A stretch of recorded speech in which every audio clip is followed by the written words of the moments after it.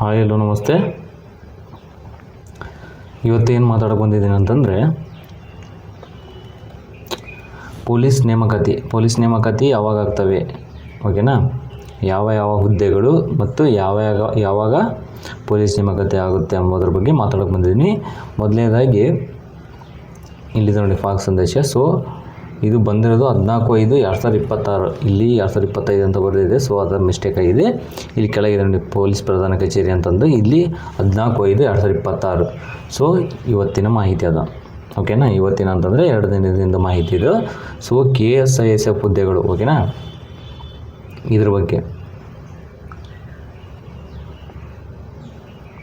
KSISF 1, 2 ಮತ್ತು 3ನೇ ಪಡೆಗಳ ಕಲ್ಯಾಣ ಕರ್ನಾಟಕ ವೃಂದದಲ್ಲಿ ಪ್ರಸ್ತುತ ರಿಕ್ತ 376 ಹುದ್ದೆಗಳು, ಓಕೆನಾ, 376 ಹುದ್ದೆಗಳು. ಸಂಖ್ಯೆ ಪೊಲೀಸ್ ಕಾನ್ಸ್ಟೇಬಲ್ ಹುದ್ದೆಗಳಿಗೆ ಉಲ್ಲೇಖಿತ ಪತ್ರದಲ್ಲಿ ತಿಳಿಸಿರುವಂತೆ ನೇರ ಹಾಗೂ ಸಮತಲ ವರ್ಗೀಕರಣ ಮತ್ತು ಕ್ರೀಡಾ ಮೀಸಲಾತಿಯನ್ನು ನಿಗದಿಪಡಿಸಿ 14/5/2026 ಸಲ್ಲಿಸಲು ಕೋರಲಾಗಿರುತ್ತದೆ, ಓಕೆನಾ. ಆದ್ದರಿಂದ ಕಲ್ಯಾಣ ಕರ್ನಾಟಕ KSISF ಹುದ್ದೆಗೆ ಕಮಾಂಡರ್ ಅವರು ನೇಮಕಾತಿ ಪ್ರಾಧಿಕಾರವಾಗಿರುವುದರಿಂದ ಈ ಕೆಳಕಂಡಂತೆ ತಮ್ಮ ಘಟಕಗಳ ರಿಕ್ತ ಹುದ್ದೆಗಳಿಗೆ ನೇರ ಹಾಗೂ ಸಮತಲ ವರ್ಗೀಕರಣ ಮತ್ತು ಕ್ರೀಡಾ ಮೀಸಲಾತಿ ನಿಗದಿಪಡಿಸಿ ಘಟಕಾಧಿಕಾರಿಗಳ ದೃಢೀಕರಣದೊಂದಿಗೆ 14/5/2026 ತಪ್ಪದೇ ಈ ಕಚೇರಿಗೆ ಸಲ್ಲಿಸಲು ಕೋರಲಾಗಿದೆ, ಓಕೆನಾ. ಇಲ್ಲಿ ಹುದ್ದೆಗಳ ಭರ್ತಿ ಹೇಳಿದ್ದಾರೆ ನೋಡಿ. ಯಾವುದು? KSISF ಬೆಂಗಳೂರು, ಓಕೆನಾ, 1ನೇ ಪಡೆ ಇದು. ಅಲ್ಲಿ 47 ಹುದ್ದೆಗಳು. ಇದು ಜಸ್ಟ್ ಕಲ್ಯಾಣ ಕರ್ನಾಟಕದವರಿಗೆ. ಇಲ್ಲಿದೆ ನೋಡಿ, ಇದು ಕಲ್ಯಾಣ ಕರ್ನಾಟಕದವರಿಗೆ, ಓಕೆನಾ. ಕಲ್ಯಾಣ ಕರ್ನಾಟಕದವರಿಗೆ ಒಂದು KSISF ಬೆಂಗಳೂರಿನಲ್ಲಿ 47 ಹುದ್ದೆ ಮತ್ತು ಶಿವಮೊಗ್ಗದಲ್ಲಿ 236 ಹುದ್ದೆ ಹಾಗೂ ಧಾರವಾಡ ಅಲ್ಲಿ 93 ಹುದ್ದೆಗಳು. ಟೋಟಲ್ ಆಗಿ 376 ಹುದ್ದೆಗಳು ಕರೀತಾರೆ, ಓಕೆನಾ. ಇದಾಗಲೇ ಕಚೇರಿಗೆ ಹೋಗಿದೆ, ಇಷ್ಟರಲ್ಲೇ ನೋಟಿಫಿಕೇಷನ್ ಆಗುತ್ತೆ. ಮತ್ತು ಇದನ್ನು ಬಿಟ್ಟು ಅಂತಂದರೆ ನೆಕ್ಸ್ಟ್ ಇದಕ್ಕಿಂತ ಮುಂಚೆ ಬಂದಿತ್ತು, ಇದು ಕೂಡ 14/5/2026. ಇಲ್ಲಿರ್ಬೋದು ನೋಡಿ, ಡೇಟ್ ನೋಡಿಬೇಕಾದ್ರೆ ನೀವು 14/5/2026, ಸಾರಿ, ಓಕೆನಾ, 14/5/2026 ಇದು ಬಂದಿದೆ, ಓಕೆನಾ. ಇದಾಗಿಲ್ಲ ನೀವು ನೋಡಿರ್ಬೋದು. ಸೊ ಇದು ಕರ್ನಾಟಕ ರಾಜ್ಯ ಪೊಲೀಸ್ ಇಲಾಖೆಯಲ್ಲಿ ನೇರ ನೇಮಕಾತಿ ಹುದ್ದೆಗಳು, ಇದ್ರ ಬಗ್ಗೆ, ಓಕೆನಾ. ಮೇಲ್ಕಂಡ ವಿಷಯಕ್ಕೆ ಸಂಬಂಧಿಸಿದಂತೆ ಈ ಕಚೇರಿಯ ಉಲ್ಲೇಖ 4ರ ಪತ್ರವನ್ನು ಗಮನಿಸಲು ಕೋರಲಾಗಿದೆ.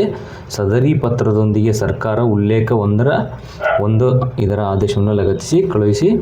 ಸದರಿ ಆದೇಶದಲ್ಲಿ ನೇರ ನೇಮಕಾತಿಗೆ ಸಂಬಂಧಿಸಿದಂತೆ ಸರ್ಕಾರವು ನೀಡಿರುವ ನಿರ್ದೇಶನಗಳ ಅನುಸಾರ ಈ ಕೆಳಕಂಡ ಹುದ್ದೆಗಳ ಸಂಬಂಧಿಸಿದಂತೆ ವರ್ಗೀಕರಣ ವಿವರವನ್ನು ನೇಮಕಾತಿ ವಿಭಾಗಕ್ಕೆ ಕಳಿಸುವಂತೆ ಕೋರಲಾಗಿತ್ತು. ಅದರ ಪ್ರಕಾರ ಅವರು ವರ್ಗೀಕರಣ ಮಾಡಿ ಕಳಿಸಿರ್ತಾರೆ.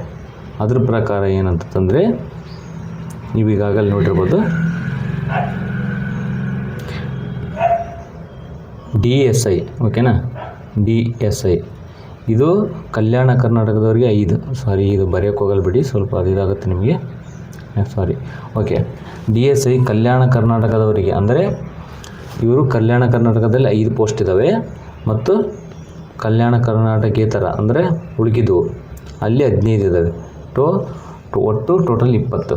ಮತ್ತು ಸಶಸ್ತ್ರ ಪೊಲೀಸ್ ಕಾನ್ಸ್ಟೇಬಲ್ APC ಹುದ್ದೆಗಳು ಕಲ್ಯಾಣ ಕರ್ನಾಟಕದಲ್ಲಿ 275 ಮತ್ತು ಕಲ್ಯಾಣ ಕರ್ನಾಟಕೇತರ HKದವರಿಗೆ 1375, ಟೋಟಲ್ 1650 ಕರೀತಾರೆ. ಮತ್ತು ಸಿವಿಲ್ ನಾಗರಿಕ ಪೊಲೀಸ್ ಕಾನ್ಸ್ಟೇಬಲ್ ಇದು ಕಲ್ಯಾಣ ಕರ್ನಾಟಕದಲ್ಲಿ 610 ಹುದ್ದೆಗಳು ಹಾಗೂ HK 3500 ಹುದ್ದೆಗಳು, ಟೋಟಲ್ 4110 ಹುದ್ದೆಗಳು.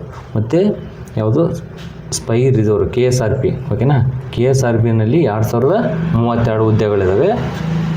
ಸಾರಿ, ಕಲ್ಯಾಣ ಕರ್ನಾಟಕದವರಿಗೆ 532 ಹಾಗೂ ಕಲ್ಯಾಣ ಕರ್ನಾಟಕೇತರ ಅಂದರೆ HKದವರಿಗೆ 1500 ಹುದ್ದೆಗಳು. ಪೊಲೀಸ್ ಕಾನ್ಸ್ಟೇಬಲ್ KSISF, ಓಕೆನಾ.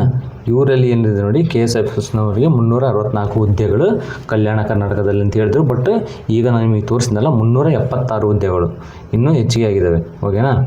376 ಹುದ್ದೆಗಳು, ಎಷ್ಟು? 12 ಹುದ್ದೆಗಳು ಇನ್ನೂ ಹೆಚ್ಚಿಗೆ ಆಗಿದ್ದಾವೆ, ಓಕೆನಾ.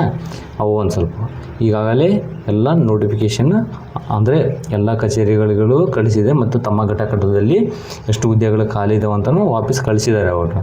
ಇಷ್ಟರಲ್ಲಿ ನನಗೆ ಗೊತ್ತಿರೋ ಮಟ್ಟಿಗೆ ಇನ್ನೂ 1 ತಿಂಗಳಲ್ಲಿ ಹಾಗೆ ಆಗ್ತವೆ ನೋಟಿಫಿಕೇಷನ್, ಓಕೆನಾ.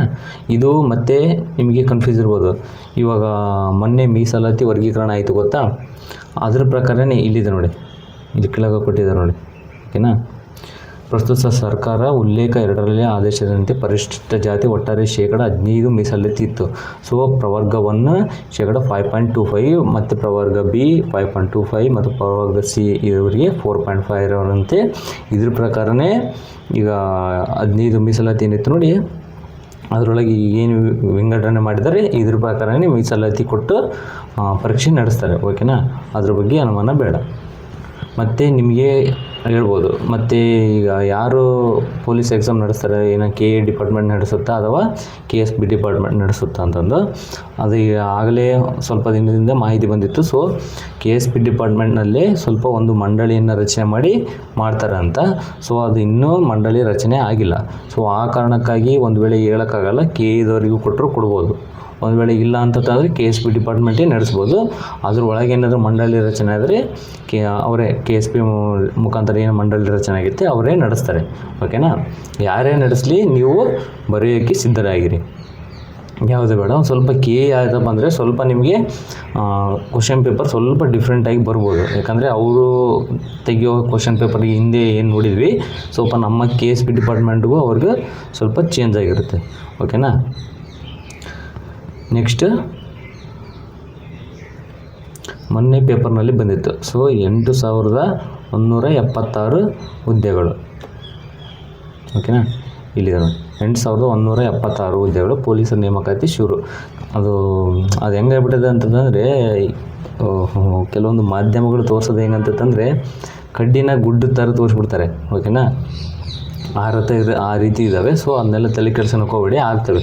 ಇನ್ನೂ 1 ತಿಂಗಳಲ್ಲಿ ಆಗ್ತವೆ, ಆಲ್ಮೋಸ್ಟ್ ನೋಟಿಫಿಕೇಷನ್ ಆಗ್ತವೆ. ಯಾಕಂದರೆ ಎಲ್ಲ ಕಡೆ ಅದೇ ಹರಿದಾಡ್ತಾ ಇದೆ. ಸೊ ನೋಟಿಫಿಕೇಷನ್ ಬಗ್ಗೆನೇ ಎಲ್ಲ ಇವಾಗೇನು ಮತ್ತೆ ಯಾವ ಪ್ರಾಬ್ಲಮ್ಮು ಇಲ್ಲ, ಯಾಕಂದರೆ ಮೊದಲು ಯಾವುದು ಮೀಸಲಾತಿ ಬಗ್ಗೆ ಸ್ವಲ್ಪ ಪ್ರಾಬ್ಲಮ್ ಇತ್ತು. ಸೊ ಅದ್ರ ಪ್ರಾಬ್ಲಮ್ಮು ಕೂಡ ಏನಿಲ್ಲ. ಇದೆಲ್ಲ ಅವಾಗ ಈಗ ಹೇಳಿದೆ ನೋಡಿ, 8176 ಹುದ್ದೆಗಳ ನೇಮಕ ಬೇಗ ಮಾಡಿ ಅಂತಂದು ನಮ್ಮ ಪೊಲೀಸ್ ಮಹಾನಿರ್ದೇಶಕರು DG ಆ್ಯಂಡ್ IGP ಏನಿದ್ದಾರೆ ಸರ್ ಡಾಕ್ಟರ್ ಸಲೀಂ ಸರ್ ಇವರು ಆದೇಶ ಹೊರಡಿಸಿದ್ದಾರೆ. ಆಗಲೇ 2021ರಲ್ಲಿ 1500 ಸಶಸ್ತ್ರ ಪೊಲೀಸ್ ಸಬ್ ಇನ್ಸ್ಪೆಕ್ಟರ್ಗಳು ಮತ್ತು ಸಿವಿಲ್ ಕಾನ್ಸ್ಟೇಬಲ್ಗಳ ಬಗ್ಗೆ ಹೊರಡಿಸಿದ್ರು. ಅವನನ್ನು ಖಾಲಿ ಹುದ್ದೆಗಳನ್ನ ಭರ್ತಿ ಮಾಡ್ಕೊಂಡಿದ್ದಾರೆ. 545 ಮತ್ತು 402ಗಳನ್ನು ಭರ್ತಿ ಆಗಿದ್ದಾವೆ ಈಗಾಗಲೇ. ಮತ್ತು 3.5 ವರ್ಷ ಆಯಿತು ಯಾವುದೇ ನೇಮಕಾತಿ ಆಗಿಲ್ಲ. ಸೊ ಆ ಕಾರಣಕ್ಕಾಗಿ ಶೇಕಡ 15ರಷ್ಟು ಮೀಸಲಾತಿಯನ್ನು ಅದನ್ನು ಕೂಡ ವಿಂಗಡಣೆ ಮಾಡಿದ್ದಾರೆ. ಸೊ ಈ 3-4 ವರ್ಷದಿಂದ ಪೊಲೀಸ್ ನೇಮಕಾತಿ ಅರ್ಜಿ ಆಹ್ವಾನ ಮಾಡಿರಲಿಲ್ಲ. ಸೊ ಅದಕ್ಕಾಗಿ ಈಗ ಆಲ್ಮೋಸ್ಟ್ ಹೆಚ್ಚು ನೋಟಿಫಿಕೇಷನ್ ಆಗೋ ಸಾಧ್ಯತೆ ಇದ್ದಾವೆ. ಸೊ ಓಕೆನಾ. ಮತ್ತು ಇಲ್ಲಿ ಒಂದು ಸ್ವಲ್ಪ ಏನಂದರೆ, ಒಂದು ಸೆಕೆಂಡ್ ಇರಿ, ಇಲ್ಲಿ ಒಂದು ಏನು ಕೊಟ್ಟಿದ್ದಾರೆ ಅಂತಂದರೆ, ಇಲ್ಲಿ ನೀವು ಓದ್ಬೋದು ಯಾವುದು, ಪೊಲೀಸ್ ಕಾನ್ಸ್ಟೇಬಲ್ ಸಾಮಾನ್ಯ ವರ್ಗಕ್ಕೆ 25ರಿಂದ 30 ವರ್ಷಕ್ಕೆ ಏರಿಸಲಾಗಿದೆ. ಹಾಗೂ SC ST 27ರಿಂದ 32 ವರ್ಷಕ್ಕೆ ಏರಿಸಲಾಗಿದೆ. ಅಂದರೆ 5 ವರ್ಷಗಳ ವಯೋಮಿತಿ ಶಾಶ್ವತ ಹೆಚ್ಚಳ ಮಾಡಲಾಗಿದೆ. ಶಾಶ್ವತ ಹೆಚ್ಚಳ ಅಂತಂದು ಹೇಳಿದ್ದಾರೆ ಇದರಲ್ಲಿ. ಬಟ್ ಶಾಶ್ವತ ಹೆಚ್ಚಳ ಮಾಡಿರೋದಿದು ನನಗೆ ಗೊತ್ತಿರೋ ಮಟ್ಟಿಗೆ ಮೊದಲು 25 ಇತ್ತು. ಯಾರಿಗೆ? ಸಾಮಾನ್ಯ ವರ್ಗಕ್ಕೆ, ಅವರಿಗೆ 27 ಮಾಡಿದ್ದಾರೆ, ಓಕೆನಾ. ಇವ್ರಿಗೆ 28 ಮಾಡಿರ್ಬೇಕು. ಸೊ 28, 27 ಮಾಡಿದ್ದಾರೆ. ಮತ್ತು ನಮ್ಮ ಯಾರು SC ST ಮತ್ತು OBC ಅವರಿಗೆ, ಓಕೆನಾ, SC ST ಮತ್ತು OBC ಅವರಿಗೆ 27 ಮತ್ತು 30 ಇತ್ತು, ಅದನ್ನು 30 ಅಂತ ಮಾಡಿದ್ದಾರೆ. ಸೊ 3 ವರ್ಷ ಎಕ್ಸ್ಟೆಂಡ್ ಮಾಡಿದ್ದಾರೆ, ಅದು ನನಗೆ ಗೊತ್ತು. ಬಟ್ ಇದರಲ್ಲಿ 5 ವರ್ಷ ಹೆಚ್ಚಳ ಅಂತಂದು ಹೇಳಿದ್ದಾರೆ. ಬಟ್ ಅದು ನನಗೆ ಕನ್ಫರ್ಮ್ ಇಲ್ಲ, ಓಕೆನಾ. ಅದು ಕನ್ಫರ್ಮ್ ಆದರೆ ಹೇಳ್ತೀನಿ. ಬಟ್ ಇದು ಮಾತ್ರ ಕನ್ಫರ್ಮ್, ಆಗಲೇ ವಿಡಿಯೋ ಕೂಡ ಮಾಡಿದ್ದೀನಿ. ಯಾಕಂದರೆ ಪೊಲೀಸ್ ಡಿಪಾರ್ಟ್ಮೆಂಟ್ನಿಂದನೇ ಒಂದು ಸಂದೇಶ ಬಂದಿತ್ತು ಫಾಕ್ಸ್ ಆಗಿ, ಅದನ್ನು ಹೇಳಿದ್ದೀನಿ. ಇದ್ರ ಬಗ್ಗೆ ನನಗೆ ಅಷ್ಟು ಐಡಿಯಾ ಇಲ್ಲ. ಸೊ 5 ವರ್ಷದ ಒಳಗೆ ವಯೋಮಿತಿ ಹೆಚ್ಚಳ, ಶಾಶ್ವತ ಹೆಚ್ಚಳ ಮಾಡಲಾಗಿದೆ. ಈ ಪ್ರಕಾರ ಕಾನ್ಸ್ಟೇಬಲ್ ಸಾಮಾನ್ಯ ವರ್ಗ 25ರಿಂದ 30 ಅಂತ ಹೇಳಿದ್ದಾರೆ. ಅದು ಎಷ್ಟರ ಮಟ್ಟಿಗೆ ಕರೆಕ್ಟ್ ಅಂತ ನನಗೆ ಅಷ್ಟು ಐಡಿಯಾ ಇಲ್ಲ. ಸೊ ಅದು ಗೊತ್ತಾದರೆ ನಾನು ಹೇಳ್ತೀನಿ, ಓಕೆನಾ. ಇದಂತೂ ನಿಜ. ಈಗ ಮೂರು ವರ್ಷ ಹೆಚ್ಚಳಾಗಿರೋದಂತೂ ಪಕ್ಕ, ಓಕೆನಾ. ಮೊದಲೆಲ್ಲ OBC ಏನಿತ್ತು ನೋಡಿದ್ದು 27 ವರ್ಷ ಏನಿತ್ತು ನೋಡಿ, ಅದು ಪ್ರೆಸೆಂಟ್ 30 ವರ್ಷದವರೆಗೆ, ನಾವು 18 ವರ್ಷದಿಂದ 30 ವರ್ಷದವರೆಗೆ ನೀವು ಅರ್ಜಿನ ಸಲ್ಲಿಸ್ಬೋದು, ಓಕೆನಾ. 18 ವರ್ಷದಿಂದ 30 ವರ್ಷದವರೆಗೆ ಅರ್ಜಿನ ಸಲ್ಲಿಸ್ಬೋದು, ಓಕೆನಾ. ಇವರು OBC ಅವರು ಮತ್ತು SC/ST ಅವರು. ಸೊ ಇವರು ಜನರಲ್ ಕ್ಯಾಟಗರಿ ಅವರು, ಓಕೆನಾ. GMದವರು ಇವ್ರು ಏನಿದೆ ನೋಡಿ 27 ಏನೋ 28 ಇದೆ, ಸ್ವಲ್ಪ ನನಗೂ ನೆನಪಿಲ್ಲ ಅಷ್ಟು, 28 ಇರ್ಬೇಕು, ಮೇ ಬಿ 25ರಿಂದ 3 ವರ್ಷ ಎಕ್ಸ್ಟೆಂಡ್ ಮಾಡಿದ್ದಾರೆ. ಸೊ 28 ವರ್ಷದವರೆಗೆ ಎಕ್ಸ್ಟೆಂಡ್ ಮಾಡಿದ್ದಾರೆ, ಓಕೆನಾ. ಇವತ್ತು ಈ ವಿಡಿಯೋ ಮಾಡೋಕ್ಕೆ ಕಾರಣ ಅಂದರೆ ಇದೆ. ಸೊ ಮತ್ತು ಇನ್ನೊಂದು ಏನಂತಂದರೆ, ನೀವು ಪ್ರೆಸೆಂಟ್ ಏನು ಓದ್ತಾ ಇದ್ದೀರಿ ನೋಡಿ, ಈಗ ಇಲ್ಲಿ ನೀವು ಧಾರವಾಡದಲ್ಲಿ ಅಥವಾ ಬೇರೆ ಕಡೆ ಓದ್ತಾ ಇರ್ಬೋದು. ಸೊ ಏನಂತಂದರೆ, ಕೆಲವೊಂದು ವಿಡಿಯೋಗಳು ಅಥವಾ ನಿಮ್ಮ ಇನ್ಸ್ಟಿಟ್ಯೂಷನು ಅಥವಾ ಅಕಾಡೆಮಿಗಳಿಗೆ ಏನು ಹೇಳ್ತಾರೆ ಅಂದರೆ, 3 ತಿಂಗಳಲ್ಲಿ ನಿಮಗೆ PC ಕ್ಲಿಯರ್ ಮಾಡ್ತೀವಿ, ಆ ರೀತಿ ಈ ರೀತಿ ಅಂತ ಹೇಳ್ತಿರ್ತಾರೆ. ಸ್ವಲ್ಪ ಆ ಕಡೆ ಗಮನ ಕೊಡೋಕೆ ಹೋಗಬೇಡಿ. ಯಾಕಂತಂದರೆ 3 ತಿಂಗಳಲ್ಲಿ ಆಗೋದೆಲ್ಲ ಅವೆಲ್ಲ ಸ್ವಲ್ಪ ಪಾಸಿಬಲ್ ಅನ್ನೋದು ಸ್ವಲ್ಪ ಕಷ್ಟ ಆಗುತ್ತೆ. ಯಾಕೆಂದರೆ ಒಂದೊಂದು ವರ್ಷ ಓದಿನಿ ಸ್ವಲ್ಪ ಆಗೋದು ಭಾಳ ಕಷ್ಟ ಇರುತ್ತೆ. ಅಂಥದ್ರಲ್ಲಿ 3 ತಿಂಗಳಲ್ಲಿ ಮಾಡಿಕೊಡ್ತೀವಿ ಅವೆಲ್ಲ ಸುಳ್ಳು. ಅಂದರೆ ಸುಳ್ಳು ಅನ್ನೋದಕ್ಕಿಂತ ಡಿಫಿಕಲ್ಟ್ ಅಂತಲೇ ಅಂದ್ಕೊಂಬಿಡಿ. ಆಲ್ಮೋಸ್ಟು ಅವೆಲ್ಲ ನಿಮ್ಮ ಥಿಂಕಿಂಗ್ ಬಿಟ್ಟಿದ್ದು, ಓಕೆನಾ.